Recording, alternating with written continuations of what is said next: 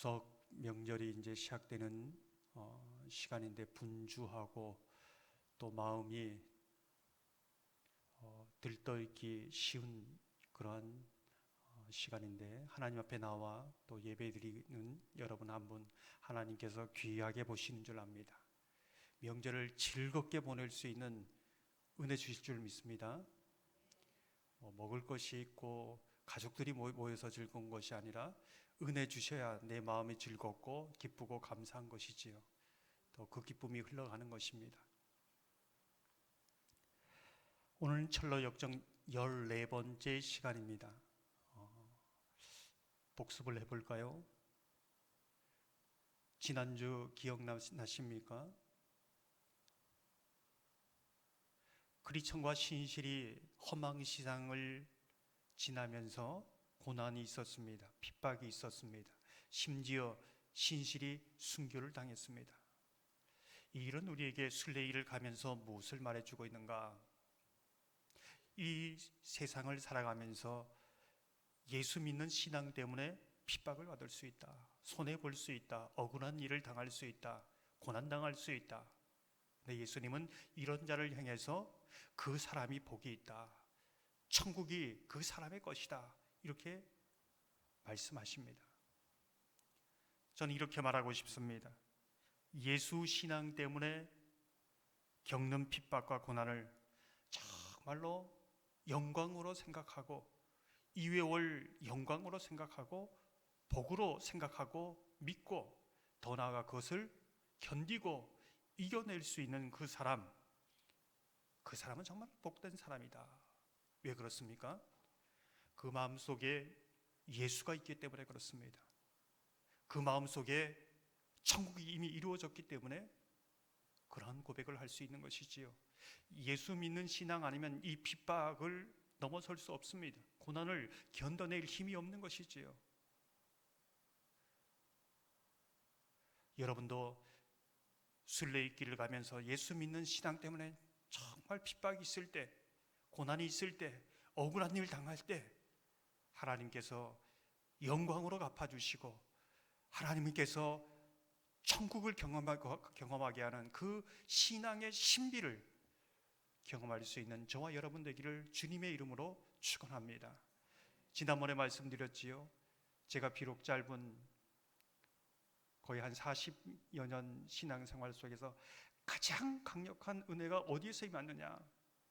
가장 핍박이 심할 때에, 신앙의 일대로서 가장 눈물을 흘리고 정말 죽으면 죽으리라 그렇게 고백할 때 가장 강력한 은혜, 정말 가장 가까이에서 거의 부어주시는 주님의 사랑이 있었다, 이렇게 고백드렸습니다. 그러한 신앙의 신비가 곳곳마다 여러분의 삶의 신앙의 순례의 길 곳곳마다 고백되기를 주님의 이름으로 축원합니다.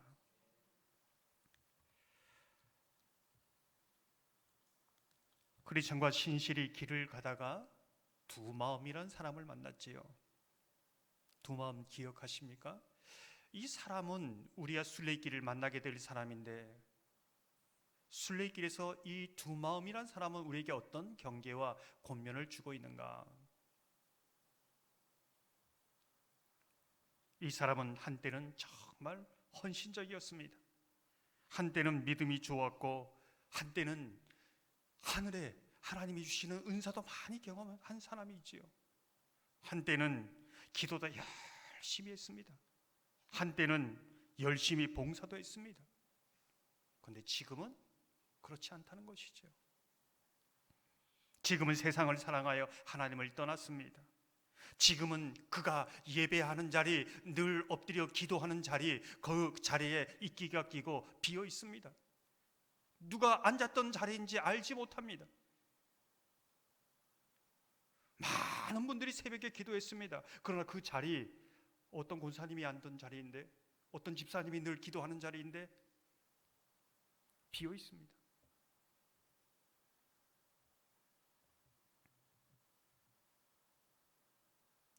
지금은 아예 믿음 없는 사람으로 살아갑니다. 이 사람이 바로 두 마음입니다. 두 마음. 그 사람은 순례의 길을 가다 보면 함께 가긴 갔는데 보이지 않습니다. 철로 역정에 보면 그 사람이 함께 가긴 가는데 나중에 보면 보이지 않습니다. 두 마음의 대표적인 인물이 데마다, 이제 이렇게 말하고 있습니다. 한때는 복음을 전하다가 감옥에 갇히기도 했습니다. 한때는 목숨 걸고 복음을 위해 헌신할 때도 있었습니다. 하지만 지금은 세상을 사랑하여 주님을 버렸습니다. 세상을 향해 간 것이지요. 주님에 속한 사람이 아니라 세상에 속한 사람이 되었습니다. 떠난 뒤에 다시 돌아오지 않습니다. 이 사람이 데마의 신앙의 모습이고 두 마음을 가진 신앙의 실체다, 이제 이렇게 말해주고 있습니다. 우리도 이렇게 신앙생활을 하다 보면 이 두 마음을 가진 사람들을 많이 봅니다. 언젠가 보면 주일 예배 보면 보이지 않습니다. 정말 하나님이 은혜 주셔서 돌아오기를 소망하고 있는 것이지요. 중요한 것은 그 사람만이 아니라 여기 앉은 저와 여러분이 두 마음을 가진 사람이 될 수 있다는 것을 경계하고 있습니다. 나는 괜찮겠지? 아닙니다. 늘 깨어있지 않으면 언제 두 마음을 가진 사람이 될 수 있다는 겁니다. 그래서 겸손한 사람만이 끝까지 이 순례길을 갈 수 있습니다. 이런 두 마음을 통해 우리가 신앙의 성격에 대해서 정의할 수 있습니다. 신앙은 언제나 현재적 신앙이다. 현재적 신앙이다. 과거 여러분이 어떤 그 과거의 신앙에 머물러 있어서는 안 된다는 것이죠. 과거에 내가 어떻게 했는데, 얼마나 열심히 했는데, 얼마나 많은 은혜를 경험했는데 아무 소용없습니다. 신앙은 언제나 현재적입니다. 작가 박경리 씨의 말을 빌리자면 이렇게 말합니다. 현실이 미래를 잡아먹어서는 안 된다. 현실이 미래를 잡아먹어서는 안 된다. 무슨 뜻일까요? 앞으로 잘할 거야. 아니, 나의 미래는 소망이 없어. 나의 미래는 뻔한 거야. 정해진 거야.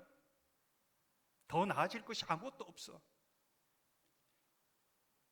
내 지금 현실에 처한 상황이 미래까지 잡아먹습니다. 미래까지 이미 결정해 놓습니다. 그래서는 안 된다는 거죠. 오직 현재적인 신앙을 가지고 늘 함께 주님 앞에 걸어가는 것이죠. 현재에 내가 새롭게 시작할 수 있습니다. 현재 다시 일어설 수 있습니다. 현재 더 믿음을 향해 나갈 수 있습니다. 그 현재가 미래를 밝은 소망으로 이끌어주고, 과거조차 어떤 과거였던지 그 과거조차도 아름답게 이 아름다운 지금 현재를 만드는 과정으로 그렇게 삼아 주는 것이지요. 그래서 현재가 굉장히 중요하다, 이제 이렇게 볼 수 있습니다. 저와 여러분이 현재적인 신앙의 그 열심과 고백을 가지고 나아가시기를 주님의 이름으로 축원합니다. 그리천과 소망이 이제 순례길을 걸어가고 있을 때 안락이라는 들판을 통과하게 됩니다.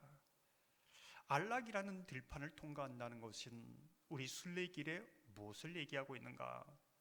책의 내용에는 이렇게 적혀 있습니다. 그리천과 소망은 두 마음 일행을 뒤로 하고 다시 걷고 또 걸어서 안락이라는 탁 트인 들판에 이르렀다. 둘은 더할 나위 없이 만족하며 여행을 즐겼다. 존 버녀는 안락이라는 이곳을 하나님의 강가에서 기운을 차리고 라는 제목으로 그 책 제목을 그렇게 정하고 있습니다. 무슨 뜻일까요? 왜 존 버녀는 성경에 철저하게 바탕으로 이것을 쓰고 있는데 하나님의 강에서 기운을 차리고 이것을 안락으로 설명했을까? 성경에 하나님의 강이라는 이 단어가 나오는 부분이 시편 65편에 나오고 있습니다. 시편 65편 9절을 보면 이렇게 말씀합니다. 땅을 돌보사 물을 대어 심히 윤택하게 하시며 하나님의 강에 물이 가득하게 하시고 이같이 땅을 예비하신 후에 그들에게 곡식을 주시나이다. 하나님의 강이란 어떤 것일까? 늘 끊이지 않고 흐르는 시냇물일까? 그보단 좀 강일까? 호수일까? 아닙니다. 하나님의 강은 하늘에 하나님께서 모아둔 그 많은 물을 모아둔 곳, 그것이 하나님의 강입니다. 하늘에 하나님이 모아둔 그 물을 모아둔 곳이 있다는 것입니다. 이게 하나님의 강입니다. 이건 뭘 뜻할까? 하나님께서는 모든 물의 근원이 되신다는 겁니다. 언제든지 원하시면 물을 부어주실 수 있는 분이라는 것이지요. 그것을 말해주고 있습니다. 하나님께서는 그 자녀들에게 하나님의 강에서 가두어 두었던 물을 때를 따라 주신다는 겁니다. 그냥 이렇게 주시는 것이 아니라 하나님의 강에서 이 자녀들에게 무엇이 필요한가, 그 물을 부어주셔서 오늘 말씀을 보면 싹이 나고 곡식을 거두게 하신다는 겁니다. 뿐만 아니라 하나님의 강에 모아두셨던 물을 오늘 크리스천과 소망처럼 그 영혼 가운데 부어주심으로 만족과 기쁨을 얻게 하신다는 겁니다. 이게 하나님의 강입니다. 우리의 신앙생활이란 무엇인가? 하나님의 강에 우리의 믿음의 배관을 연결해서 늘 하나님의 강으로부터 끊임없는 생수를 공급받는 것, 그리하여 만족과 기쁨을 누리는 것. 순례의 길이 영적 싸움이기도 하지만은 고단하기도 하고 힘들기도 하지만은 오늘 이 크리스천과 소망처럼 만족이 있고 기쁨이 있고 감격이 있는 그런 순례의 길이라는 것을 말해주고 있는 것입니다. 온갖 죽을 상을 다 쓰고 혼자 이 모든 세상의 짐을 다 짊어지고 가는 것처럼, 그것은 어떻게 보면 하나님이 기뻐하시는 크리스천의 모습은 아닙니다. 순례의 길을 가는데 힘든데 그 얼굴에는 미소가 있고 기쁨이 있고 감사가 있는 것이죠. 사랑하는 성도 여러분, CCM 가운데 내 주의 은혜 강가로라는 그 노래를 함께 불러보면 좋겠지만은 제가 가사만 한번 읽어드리겠습니다. 내 주의 은혜 강가로, 저 십자가의 강가로, 내 주의 사랑 있는 곳, 내 주의 강가로, 가란 나의 영혼을 생수로 가득 채우소서, 피곤한 내 영혼 위에. 하나님이 하늘에 그 수 없는 끊이지 않는 물을 가두어 두고 계신데 오늘도 팍팍한 영혼, 가란 영혼, 은혜가 정말 갈급한 영혼, 그런 마음으로 나오지 않았습니까? 그 강에서 하나님의 물을 부어주셔서 여러분이 정말로 만족과 기쁨이 있는 그러한 심령, 그러한 삶이 되시기를 주님의 이름으로 축원합니다. 뿐만 아니라 오늘 말씀처럼 저와 여러분의 가정과 일터에 하나님의 강이 막히지 않고 곡식을 주시고 때를 따라서 하나님께서 열매를 주시는 그러한 은혜가 있기를 주님의 이름으로 축원합니다. 이제 크리스천과 소망이 안락의 들판을 지나서 이제 언덕을 올라가는데 돈이라는 언덕입니다. 돈이라는 언덕인데 그 언덕에 은광이 있는 겁니다. 그 동굴이 있는 거죠. 돈이 나오는 동굴입니다. 거기를 지나게 됩니다. 책의 내용을 보면 이렇습니다. 돈이라는 야트막한 언덕이 있었는데 거기엔 은광이 있어서 적잖은 순례자들이 구경하러 들곤 했다. 갱의 입구는 흙이 무른 탓에 구덩이에 굴러 떨어져 다치고 죽는 이들이 적지 않았다. 꿈에 보니 대마가 저쪽에 가면 은광을 파헤치며 보물을 찾는 이들이 있습니다. 가서 조금만 힘을 써도 큰 돈을 만질 수 있을 겁니다. 그때 크리스천은 이곳에 관한 소문을 들은 적이 있습니다. 다들 금은 보화를 캐려고 땅을 파다가 속절없이 죽어간다고 말하더군요. 순례자들을 미혹해서 지체하게 하려는 함정이 틀림없습니다. 이렇게 말합니다. 우리가 순례의 길을 갈 때에 돈이라는 언덕, 적잖은 노력, 적게 노력을 들이지만 큰 돈을 만질 수 있는 그런 유혹과 미혹이 있다는 겁니다. 오늘 읽은 내용을 보면 적지 않은 순례자들이 거기에 넘어갑니다. 심지어 소망이라는 이 크리스천과 함께 동역하고 있는 소망도 그 곳에 대해서 그 미혹에 넘어갈 뻔합니다. 소망이 이렇게 넘어갈 정도면 저와 여러분은 뭐 말할 필요도 없지요. 디모데전서 6장 10절을 보면 이렇게 말씀합니다. 돈을 사랑함이 일만하게 뿌리가 되나니 이것을 탐내는 자들은 미혹을 받아 믿음에서 떠나 많은 근심으로써 자기를 찔렀도다. 돈의 유혹을 물리칠 수 있는 것, 자족하는 마음이다. 이제 이것을 말해주고 있습니다.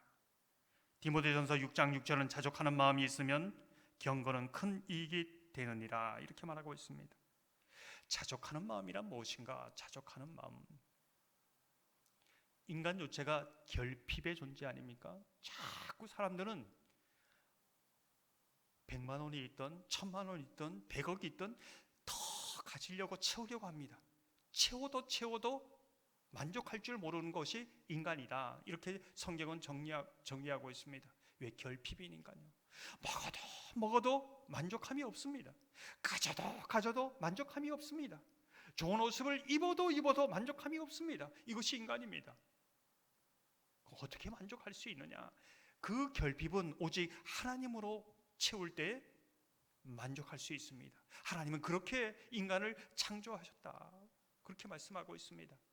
하나님을 떠난 인간, 하나님으로만 진정한 만족을 경험할 수 있다는 것이지요. 이것이 진리입니다. 바울은 디모데에게 이렇게 말씀하고 있습니다. 디모데전서 6장 8절을 보면 우리가 먹을 것과 입을 것이 있은즉 족한 줄로 알 것이니라. 하나님께서 먹을 것, 입을 것 책임진다는 겁니다. 40년 동안 이스라엘 백성들을 굶겨 죽인 적이 없습니다. 단 한 사람도. 벌거벗어서 걷게 하신 적도 없습니다.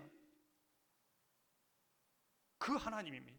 단 한 사람도, 200만이 넘는 사람 단 한 사람도, 우리 하나님은 그런 하나님이라는 거죠. 걱정하지 말라는 겁니다. 두려워하지 말라는 겁니다. 뭐가 문제인가? 사람들 비교해가면서 세상 사람 살아가는 거 보면 돈이 있으면 행복하고 돈이 없으면 불행하다. 저 정도가 있어야 그래도 노가 보장된다. 세상 사람들과 비교하다 보니까 만족할 수 없는 것이죠. 불안한 겁니다. 두려운 겁니다. 내일이 걱정되는 것이지요. 그래서 돈에 매여 삽니다. 돈의 노예가 되는 겁니다.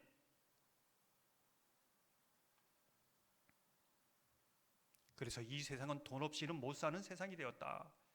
이렇게 말합니다. 근데 성경은 돈이 없어도 예수 없으면 못 산다. 이 신앙으로 살아가는 것입니다.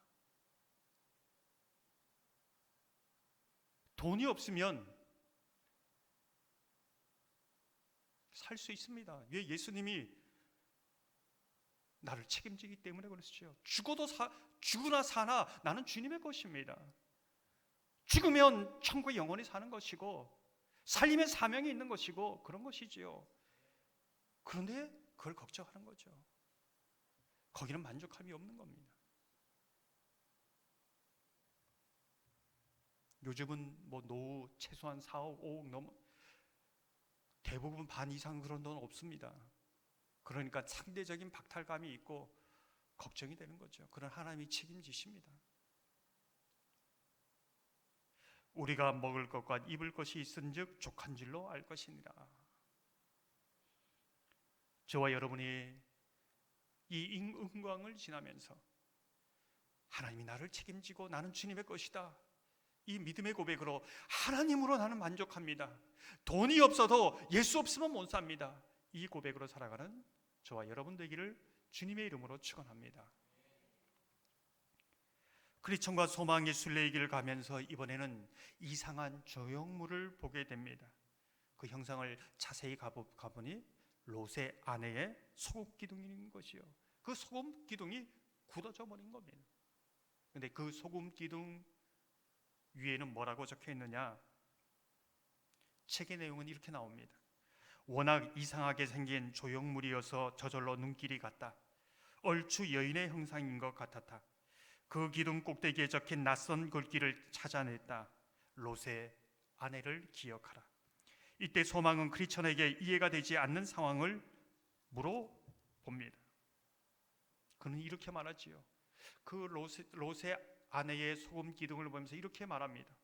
도무지 이해할 수 없는 일이 있습니다.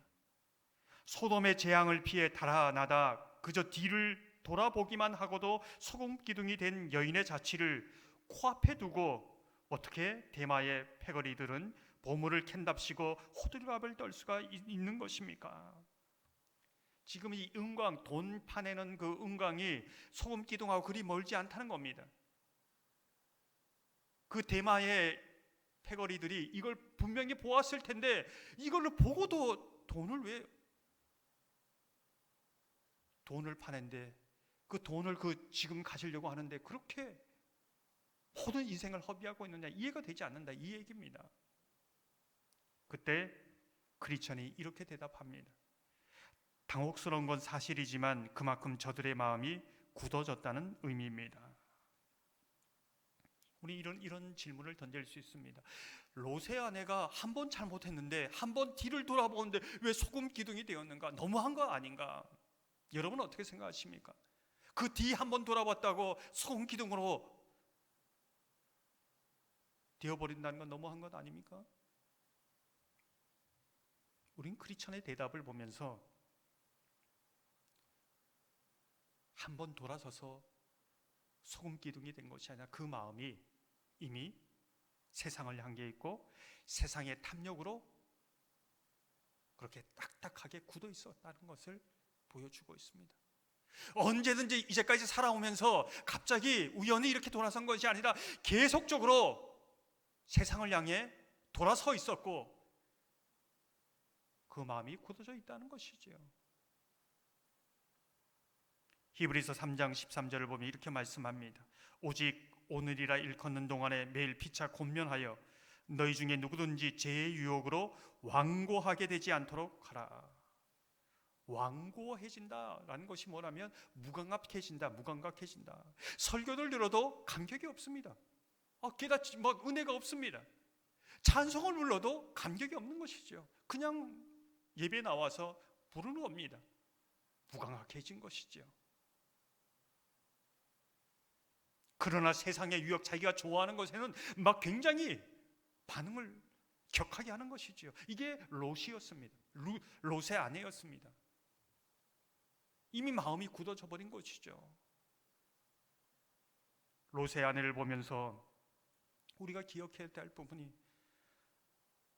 십자가의 은혜를 보고도 아무런 무감각해지고 눈물로 기도해 본 적도 없고 예배를 드려도 감격해 본 적이 없고 정말 온 마음을 다해서 찬송해 본 적도 없고 정말 하나님께서 성령의 인도하심을 따라 기도해서 정말 깊이 기도에 들어가 본 적도 없고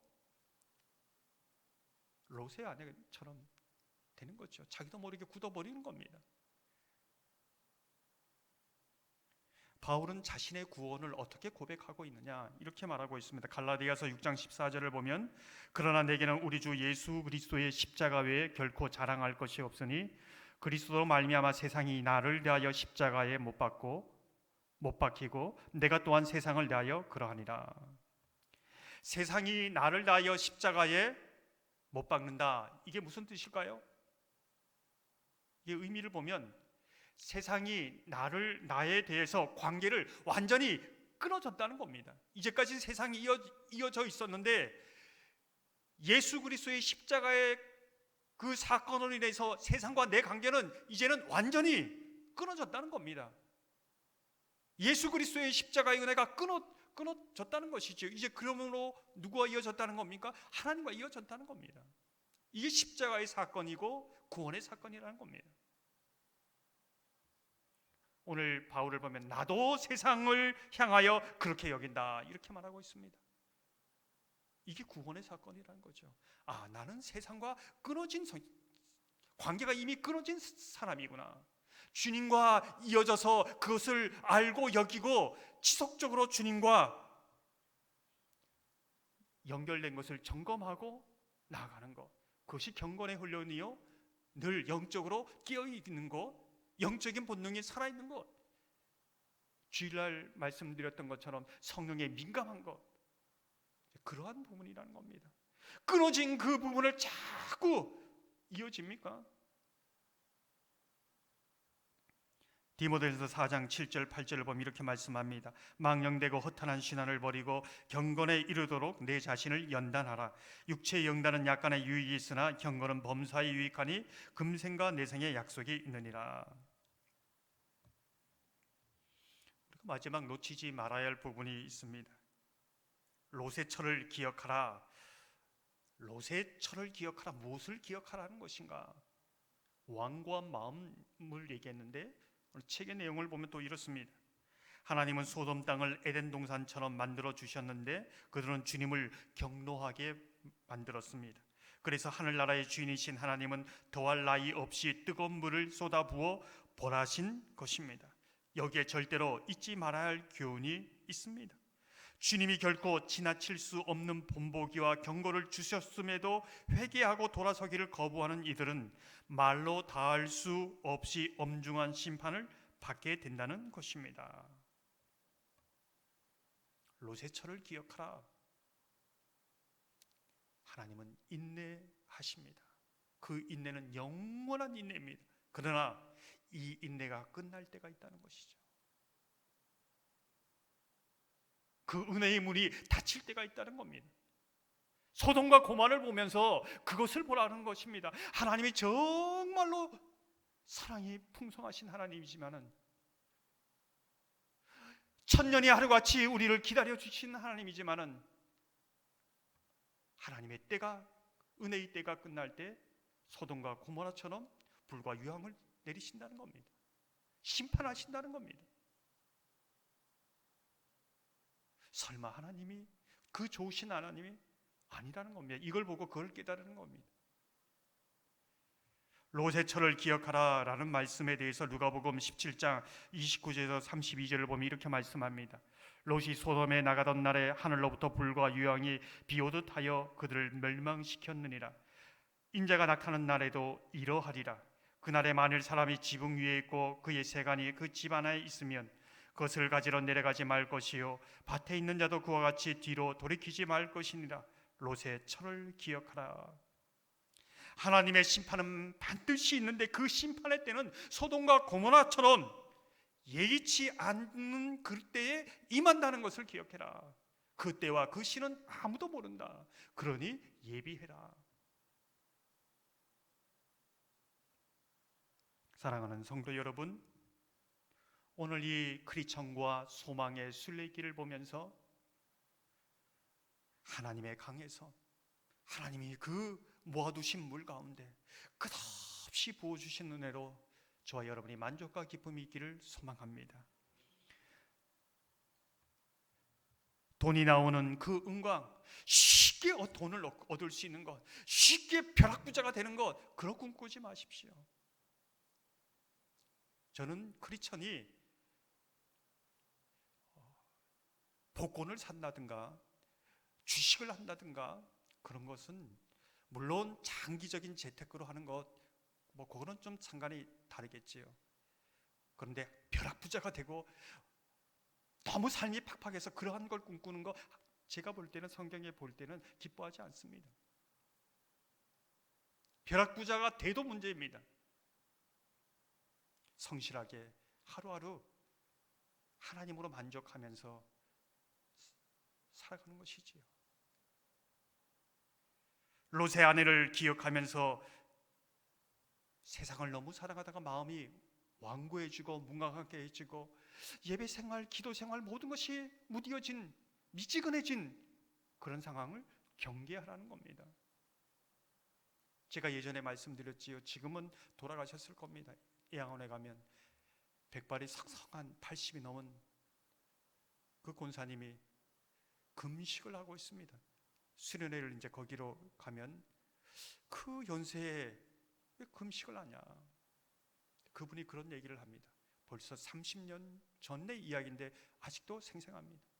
십자가를, 사랑을, 그 말씀을 들어도 아무런 감각도 없고 아무런 은혜도 없고 그냥 너무 무덤덤해서 그것이 마음이 아파서 금식하면서 다시 그 마음을, 무뎌진 마음을 새롭게 해달라고 금식하면서 기도하고 있습니다.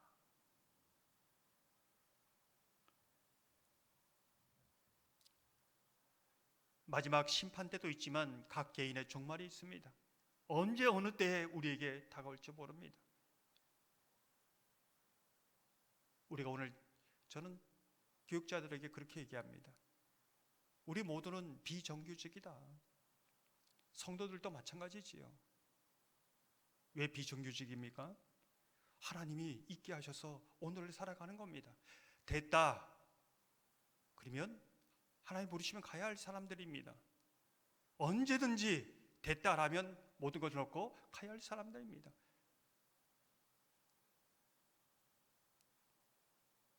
그때가 어느 때인지 모르지만 준비해야 된다는 것이죠. 이것이 롯의 아내를 통해서 우리에게 기억하라는 것입니다. 우리가 주님 부르시기에 참으로 기뻐하는 사람, 순례길을 믿음으로 걸어가는 주님의 사람 되기를 주님의 이름으로 축원합니다. 이 시간 말씀을 생각하면서 270장 함께 찬양하고 기도하겠습니다.